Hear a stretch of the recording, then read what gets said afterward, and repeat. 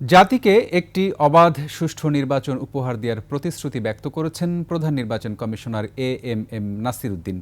রাজধানীতে জাতীয় ভোটার দিবসের কার্যক্রম উদ্বোধন করে সিইসি বলেন, বিগত সময়ে ভোটের প্রতি মানুষের আগ্রহ ছিল না, যা এখন বেড়েছে।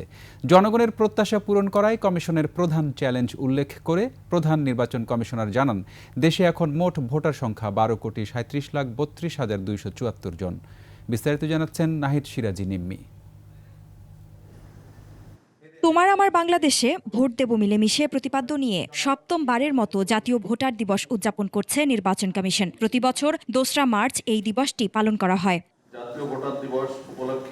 কমিশন ভবনে আলোচনা অনুষ্ঠানে নির্বাচন কমিশনাররা বলেন, একটি ভঙ্গুর নির্বাচন ব্যবস্থা এবং ভুলণ্ঠিত ভাবমূর্তি থেকে বেরিয়ে এসে ভোট বিমুখ জনগোষ্ঠীকে ভোটের প্রতি আগ্রহ তৈরি করার সুযোগ সৃষ্টি হয়েছে। আনুমানিক 18 লক্ষ নতুন ভোটার আবেদন করেছেন। আমরা জানতে চেয়েছিলাম আমাদের সংশ্লিষ্ট সকল অনুবিভাগের কাছে, আমাদের যে বর্তমান নির্বাচন কমিশন দৃঢ়ভাবে বিশ্বাস করে এবং ইস্পাত কঠিন প্রতিজ্ঞাবদ্ধ,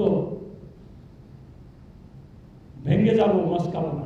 কমিশনের সংস্কারের তাগিদ দিয়ে স্কুলের খোলা মাঠে ভোট আয়োজনের আগ্রহের কথা জানান তারা। নির্বাচন তো সাধারণত হয় স্কুল মাঠে, স্কুল কলেজ এই ধরনের মাঠে, তাই না?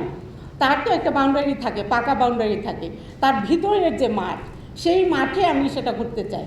এই কমিশন খুব কথায় বোধহয় বিশ্বাস করতে নাই, আমাদের কাজেই আমরা দেখাতে চাচ্ছি।